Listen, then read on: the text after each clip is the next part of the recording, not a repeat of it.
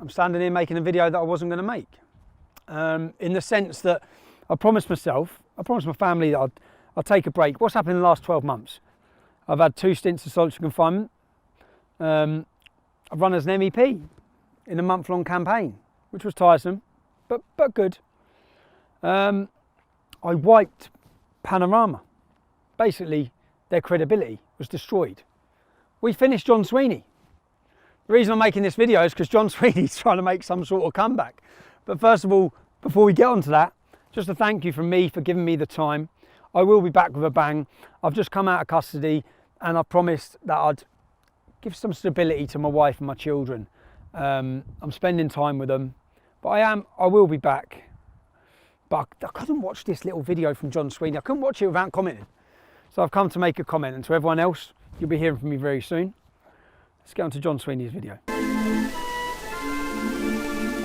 The other day on Twitter, I called Tommy Robinson a complete cunt. Now, on reflection, I think I got that wrong, and I'd like to apologise to Tommy Robinson and his supporters. I thought he was going to be the bigger man and just apologise, realising he'd been found out with our undercover footage. But then I continued to watch his video. Now, remember, when we exposed him, we had him on camera saying, "We can clip that bit, we can clip that bit, we can clip that bit." And, true to fashion, he does exactly the same again. But watch this. German people for too long have lived in the guilt of Adolf Hitler. Tommy Robinson there with the Adolf Hitler Appreciation Society in Bavaria. Now, if I was still at the BBC, I'd have to weigh my words very carefully about what I think about that evidence, but I've left. So, Tommy Robinson, I was wrong to call you a complete cunt the other day. You're a Nazi cunt. That's who you are. These are not the views of the BBC.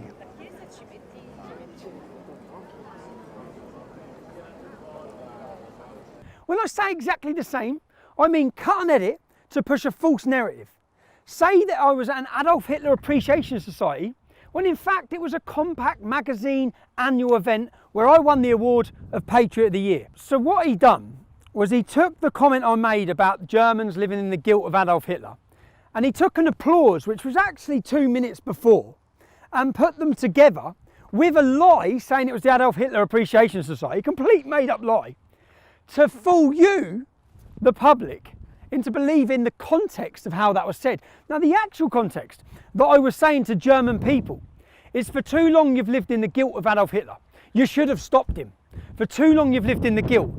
Don't live in the guilt of Angela Merkel as she destroys Europe, and future generations will feel guilty about what she has brought to Europe, just as German generations now still feel the guilt of Adolf Hitler. And the point I was making is that a German born today, growing up in today's times, shouldn't be guilty, because they've done nothing wrong. Vergewaltigungsgangs. Er hat dagegen verstoßen, er hat berichtet darüber, er war vor dem Gericht in Leeds, hat dort Gesicht gezeigt und hat die Menschen aufgeklärt. Deswegen heute das erste Mal in der Geschichte des Compact-Magazins, dass jemand ausgezeichnet wird als europäischer Patriot des Jahres.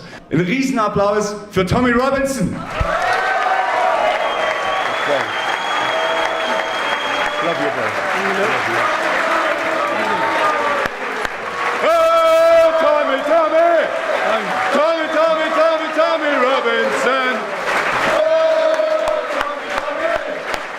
Look around you. Feel your strength. You are part of a tidal wave of patriotism that is sweeping across Europe. It's an unstoppable movement. And in the first year, I watched fear. I watched German people who were scared of what was happening to their country. I went last year, the 3-year anniversary of Pegida, and I watched a different atmosphere, an atmosphere of jubilation, an atmosphere where people could see a solution to the problem. Open borders is the problem. Alternative for Deutschland is the answer. German people for too long have lived in the guilt of Adolf Hitler. Do not live in the guilt of Angela Merkel. She will...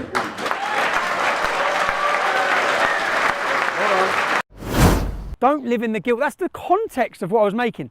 And he pushed that lie.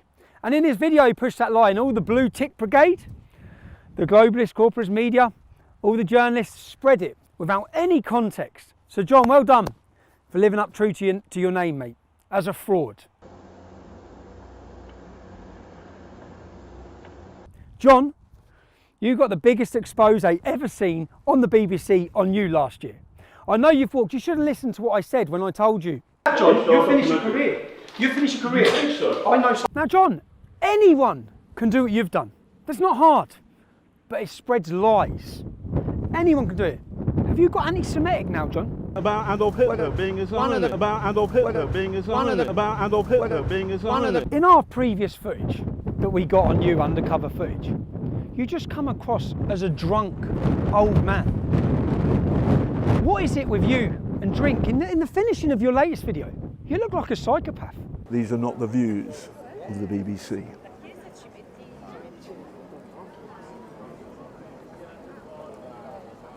A drunk psychopath. No, Tommy, you stop! No, listen to me! You were not there at the beginning of that interview! You were not there!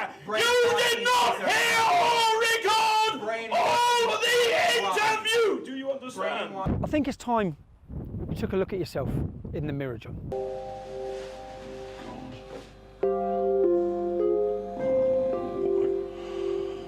Fool, sweetie. Fool. What have I done to myself?